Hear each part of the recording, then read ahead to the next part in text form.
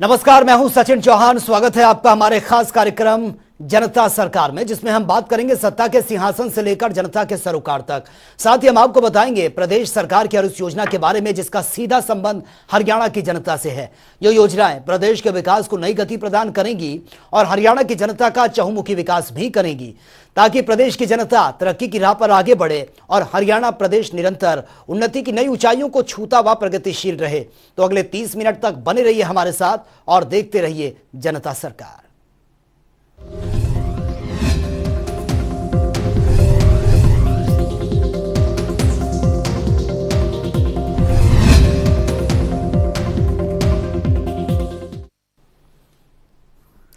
खेलो India youth games में हरियाणा का शानदार प्रदर्शन लगातार जारी है।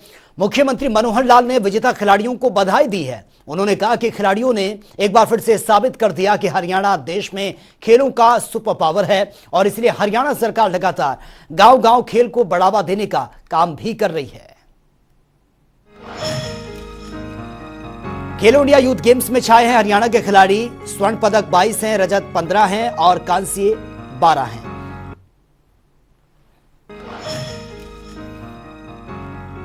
तो 5 फरवरी 2023 तक ये जीते हुए पदकों का आंकड़ा है। 5 फरवरी 2023 तक, जिसमें स्वर्ण पदक 22 है, रजत पदक 15 है और कांस्य पदकों की अगर बात की जाए तो ये 12 हैं। और वहीं एकीकृत बागवानी को बढ़ावा देने के लिए हरियाणा सरकार लगातार प्रयास कर रही है और इसका लाभ भी हरियाणा के किसानों को मिल रहा है। इसी कड़ी में 5 और 6 फरवरी को महेंद्रगढ़ में द्वितीय हॉट एक्सपो 2023 का आयोजन ये किया जा रहा है। आइए आपको ग्राफिक्स के माध्यम से बताने की कोशिश करते हैं।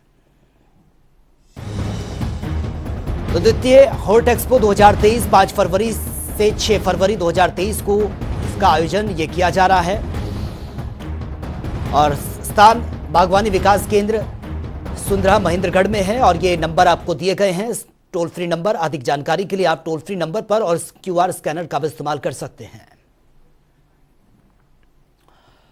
और वही कई सारी चुनौतियों को पार करते हुए हरियाणा मुख्यमंत्री मनोहर लाल के नेतृत्व में विकास के पथ पर हर दिन आगे बढ़ रहा है।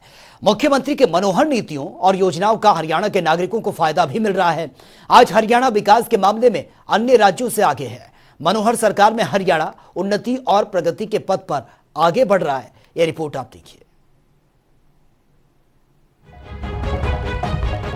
हरियाणा की मनोहर सरकार पिछले 8 सालों से हरियाणा के विकास के लिए काम कर रही है। हरियाणा के उत्थान के पथ पर मुख्यमंत्री मनोहर लाल के नेतृत्व में पिछले 5 सालों से सुशासन दिवस मनाया जा रहा है और इस सुशासन दिवस के मौके पर मनोहर सरकार हर साल को एक नया नाम देकर प्रगति और उन्नति के पथ पर आगे बढ़ रही है। इसी कड़ी में मुख्यमंत्री ने मनोहर नीतियों पर काम करते हुए साल 2023 को अंत्योदय आरोग्य वर्ष नाम दिया है। इसका मकसद केवल हरियाणा और हरियाणा वासियों का विकास है।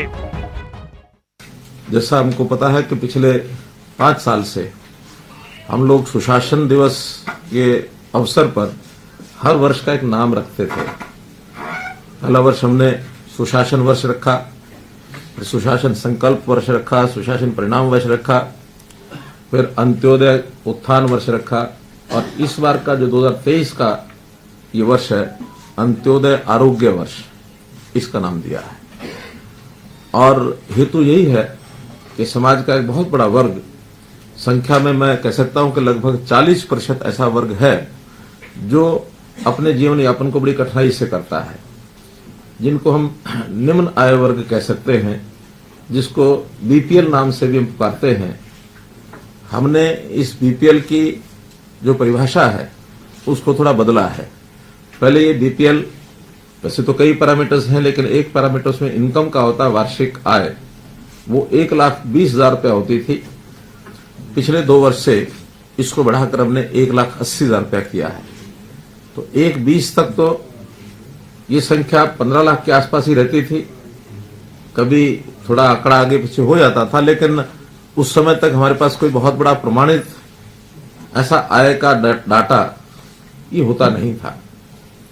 हमने जब से परिवार पहचान पत्र लागू किया तो उसमें उस परिवार की प्रमुख बातें जो एकत्र की, जिसका सत्यापन किया, वेरिफिकेशन हुआ, उसमें जैसे डेट ऑफ बर्थ है, जैसे उस व्यक्ति का व्यवसाय है, आयु के हिसाब से उसकी जो भी यानी उसका जो व्यस्तता रहती है, उसमें विद्यार्थी है तो विद्यार्थी अथवा व्यवसाय करता है व्यवसाय, 60 वर्ष की आयु के बाद उसको सोशल जस्टिस के लाभ उसको मिले, इस प्रकार से ये सब बातें उसमें रहती थी।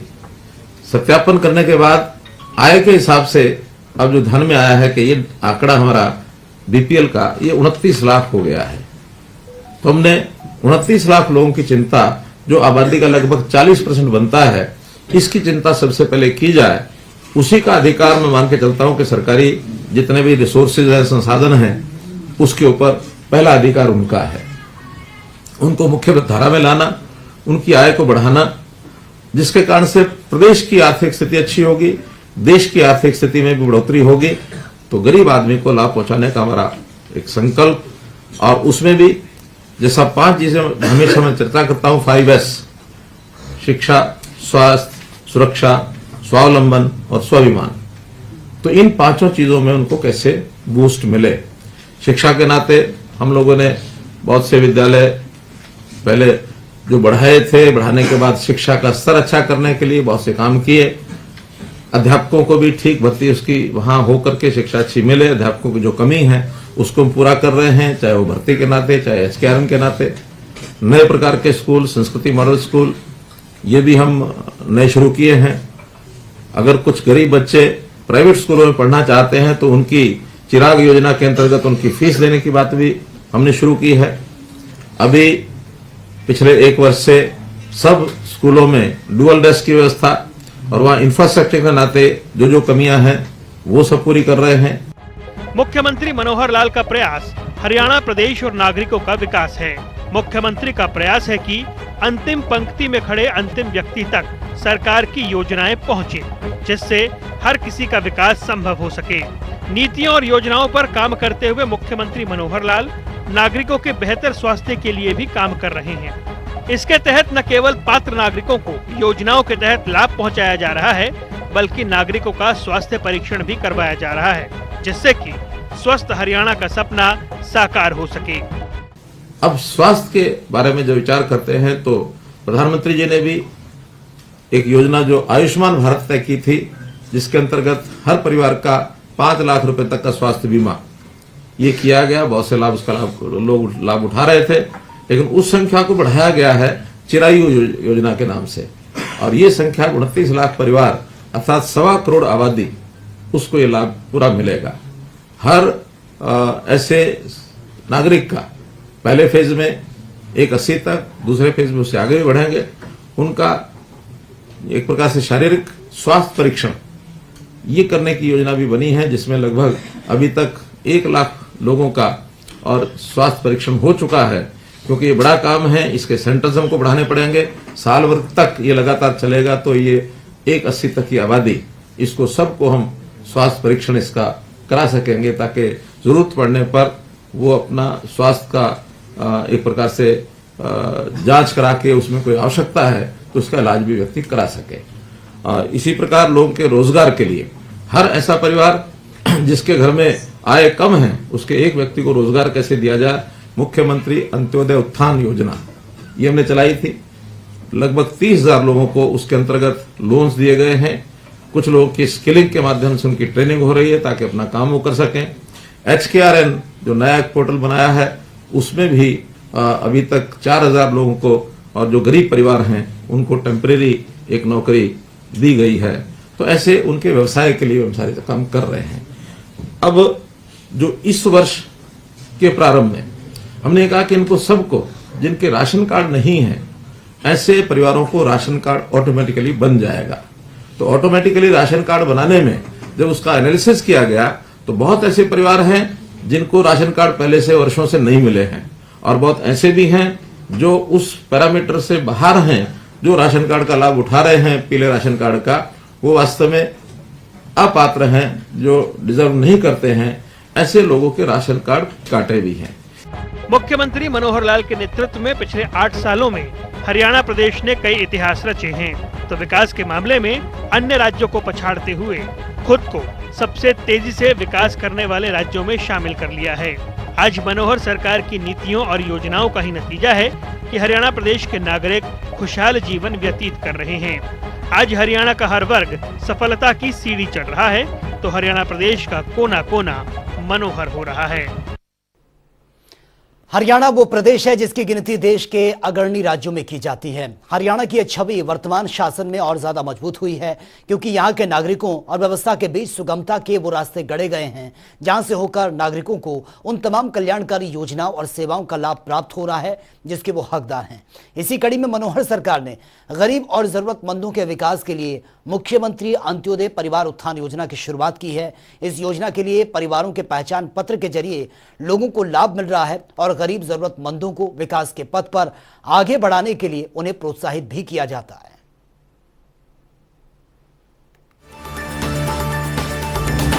हरियाणा के मुख्यमंत्री मनोहर लाल के कुशल नेतृत्व में हरियाणा प्रदेश विकास के पथ पर अग्रसर हो रहा है। मुख्यमंत्री का सोच है कि योजनाओं का लाभ प्रदेश के हर एक नागरिक तक पहुंचे। इसी कड़ी में हरियाणा के मुख्यमंत्री मनोहर लाल ने मुख्यमंत्री अंत्योदय परिवार उत्थान योजना की शुरुआत।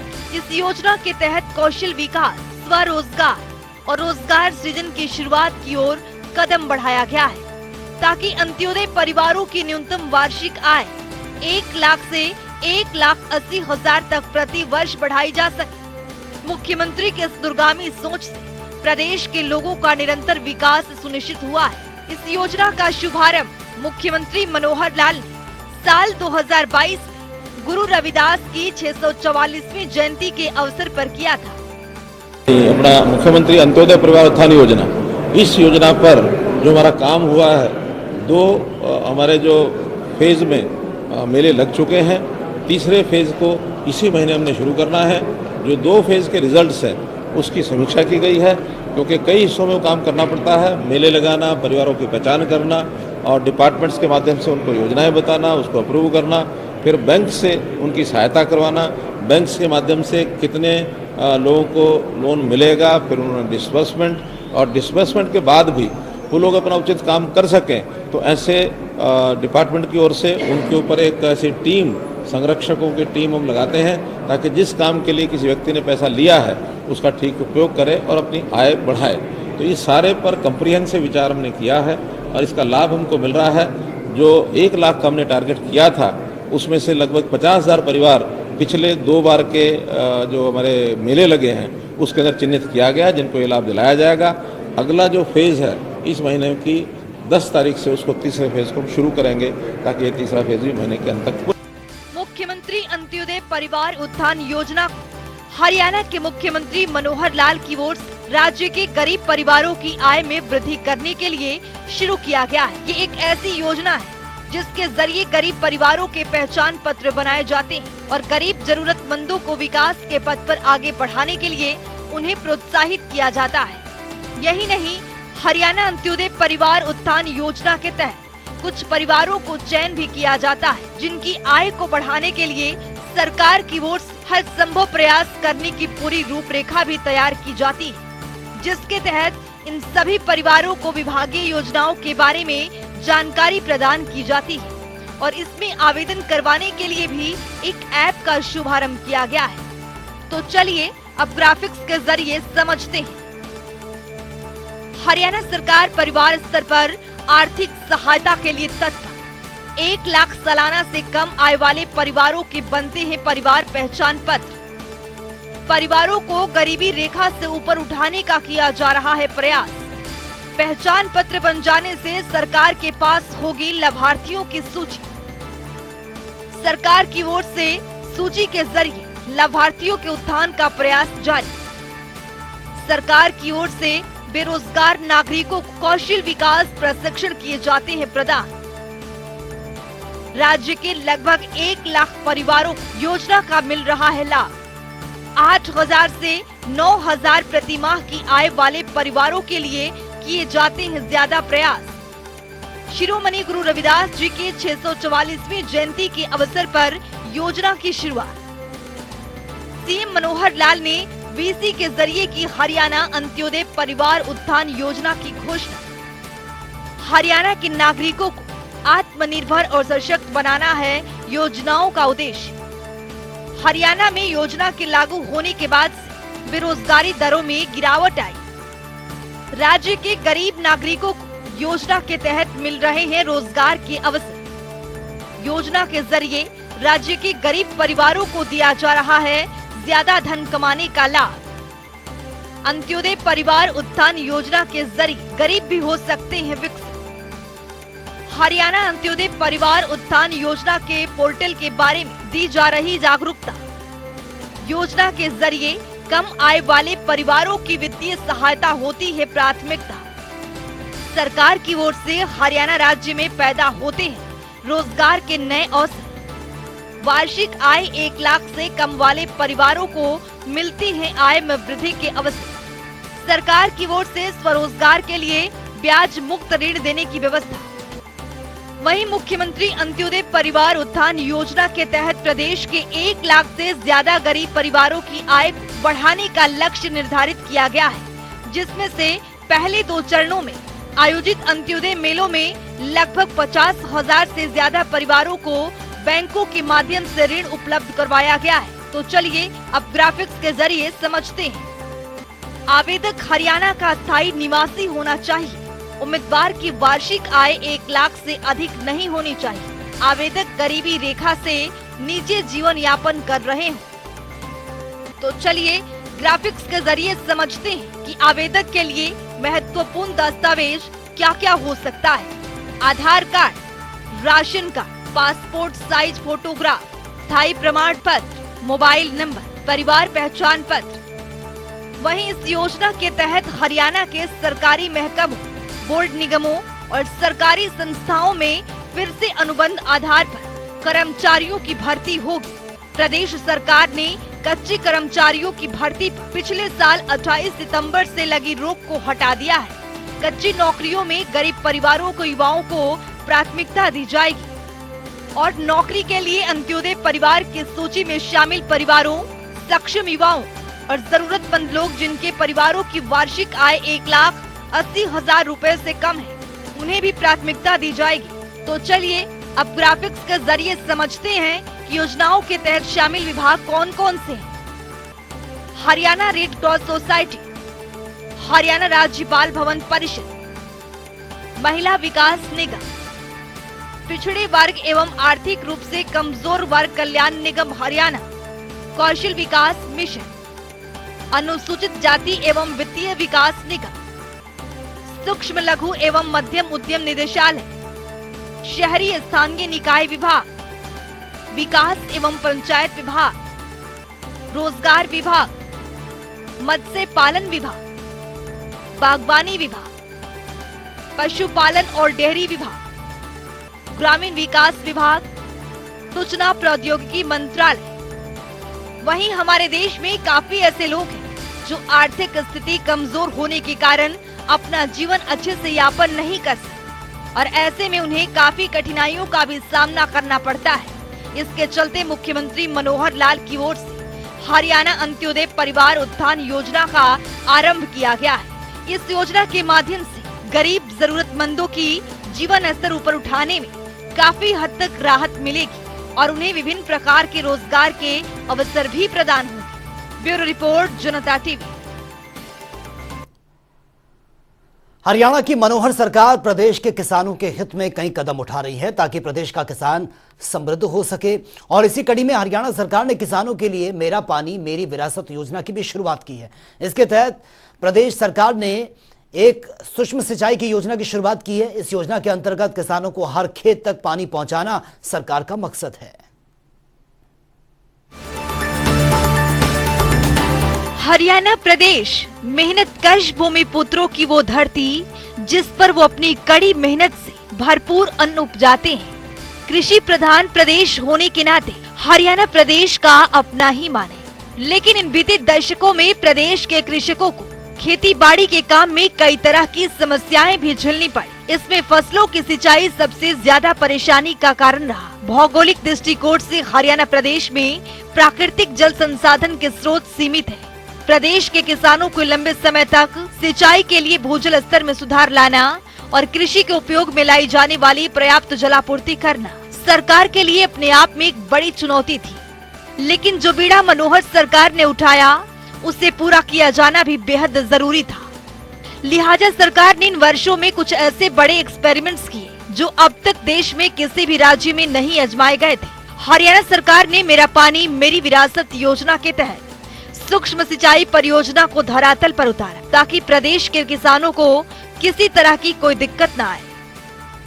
खेती बाड़ी में नहरी या ट्यूबवेल के जरिए परंपरागत फ्लड इरिगेशन सिस्टम की तुलना में सूक्ष्म सिंचाई परियोजना किसानों के लिए वरदान साबित हो रही है।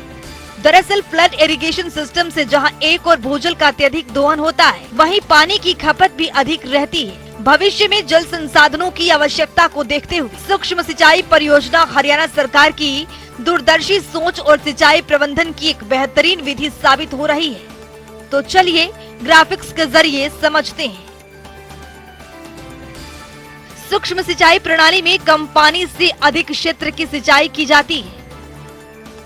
इस प्रणाली में पानी को पाइपलाइन के जरिए जल स्रोत से खेत तक पानी पहुंचाया जाता है। सूक्ष्म सिंचाई प्रणाली अपनाकर 30 से 40% तक पानी की बचत होती है। इस प्रणाली से सिंचाई करने पर फसलों की गुणवत्ता, उत्पादकता में भी सुधार होता है। सरकार भी प्रति बूंद अधिक फसल मिशन के तहत फव्वारा व टपका सिंचाई विधि को बढ़ावा दे रही है। हरियाणा सरकार किसानों को हर एक बुनियादी ढांचे मुहैया कराती है। पाइपलाइन बिछाना, भंडारण टैंकों का निर्माण और सोलर पंप निःशुल्क मुहैया कराना। 95% तक सब्सिडी, खेतों में ड्रिप और स्प्रिंकलर सूक्ष्म सिंचाई यंत्र भी उपलब्ध। सिंचाई परियोजना की रखरखाव और साफ सफाई के काम के लिए विभाग को सरकार की तरफ से मनरेगा मजदूर मिलते हैं। वो साफ सफाई का काम समय समय पर करते रहते हैं। प्रदेश के किसान इन परियोजनाओं से खुशहाल हैं, क्योंकि हर क्षेत्र में नहरों का पानी हर खेत तक पहुंच रहा है। पानी की कहीं पर कोई कमी नहीं रहती। ज्यादा पानी की आवश्यकता धान की फसल में होती है। इसके लिए भी सरकार हर तरह की सुविधा प्रदान कर रही है। हरियाणा की मनोहर सरकार के इस दूरगामी सोच से प्रदेश के खेतों में नहर का पानी वक्त पर पहुंच जाता है। समय समय पर विभाग की ओर से साफ सफाई करवाई जाती है। कहीं पर कोई मेंटेनेंस का काम करना हो तो उसका भी काम विभाग के द्वारा समय समय पर किया जाता है। सरकार की सिंचाई परियोजना के व्यापक प्रचार प्रसार के लिए प्रदेश में किसानों को जागरूकता शिविरों का भी आयोजन किया गया, ताकि किसानों को उसकी महत्ता और इससे होने वाले फायदों के बारे में जागरूक किया जा सके। कृषि में सूक्ष्म सिंचाई परियोजना की विधि अपनाने वाले किसान इससे संतुष्ट हैं, क्योंकि इस विधि के जरिए जरूरत के मुताबिक पानी की सिंचाई के प्रयोग में लाना मुमकिन हो पाया है। जबकि पहले फ्लड इरिगेशन की विधि से बहुत सा पानी बर्बाद हो जाया करता था और इसी भूजल दोहन की वजह से जल स्तर में भारी गिरावट दर्ज की गई थी। हरियाणा सरकार के इस तरह के प्रयासों का ही नतीजा है कि आज कुशल जल प्रबंधन से सिंचाई के लिए पर्याप्त जल की बेहतर व्यवस्था हो पाई है। हरियाणा प्रदेश भौगोलिक दृष्टि से शुष्क और कम जल की उपलब्धता वाले प्रदेशों में गिना जाता है, जहां इन वर्षों में मनोहर सरकार ने भूजल दोहन को नियंत्रित कर जल स्तर बढ़ाने, वर्षा जल को बचाने, खेती में सिंचाई के पुराने परंपरागत तरीकों के स्थान पर सूक्ष्म सिंचाई प्रणाली को प्रचलित करने, किसानों को कम पानी वाली फसल बोने के लिए प्रेरित करने के साथ साथ नहरों के टेल तक पानी पहुंचाने और मानसून में नदियों के अतिरिक्त जल को भी प्रयोग में लाने जैसे अनेक सार्थक प्रयास किए हैं, जो हरियाणा सरकार की कुशल प्रबंधकीय व्यवस्था और उसकी सार्थक होती दूरगामी सोच को परिभाषित करती है। ब्यूरो रिपोर्ट, जनता टीवी। और वहीं संत शिरोमणि गुरु रविदास जी की जयंती पर मुख्यमंत्री मनोहर लाल ने उन्हें नमन करते हुए ट्वीट किया है। आइए आपको बताते हैं सीएम ने अपने ट्वीट में क्या कुछ लिखा है। तो मुख्यमंत्री ने यह ट्वीट किया और ट्वीट करते हुए लिखा कि समाज को एकजुट रखने के साथ साथ श्रद्धा, भक्ति, समानता और करुणा का मार्ग दर्शाने वाले संत शिरोमणि गुरु रविदास जी की जयंती पर आदरपूर्वक नमन करता हूं।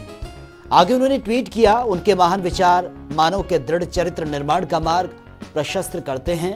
आइए उनका अनुसरण करें।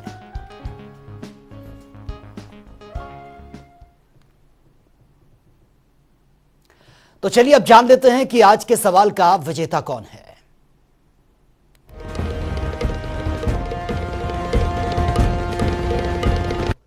तो बात अब आज के विजेता की। जैसा कि आप जानते हैं, हर रोज एक नया सवाल पूछते हैं और सही जवाब देने वाले के नाम और तस्वीर अपने टेलीविजन स्क्रीन पर दिखाते हैं, साथ ही उसको उपहार भी देते हैं। तो चलिए अब जान लेते हैं कि कल का हमारा सवाल क्या था और कौन है इसका विजेता। कल का हमारा सवाल था, हरियाणा सरकार ने किसानों के फसल की भरपाई के नुकसान के लिए कौन सा पोर्टल लॉन्च किया है। इसका सही जवाब है सी, मेरी फसल मेरा ब्यौरा पोर्टल। ढेरों जवाब आए, लेकिन आज के हमारे विजेता हैं हिसार से कृष्ण प्रजापति। कृष्ण, आपको बहुत बहुत बधाई। तो फिर पूछेंगे आज का सवाल, देखते रहिए जनता टीवी।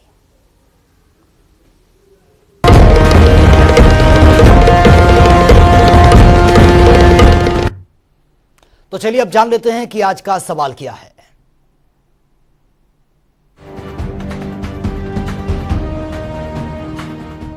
हर रोज की तरह हाजिर हूं आज का सवाल लेकर। जैसा कि आप जानते हैं, हर रोज एक नया सवाल पूछते हैं और सही जवाब देने वाले के नाम और तस्वीर अपने टेलीविजन स्क्रीन पर दिखाते हैं, साथ ही उसको उपहार भी देते हैं।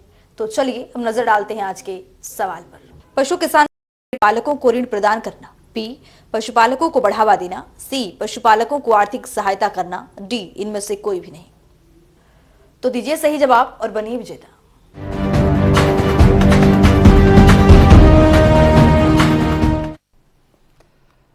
तो हमारे इस खास कार्यक्रम में इतना ही, लेकिन तमाम खबरों के लिए आप बने रहिए जनता टीवी के साथ। नमस्कार।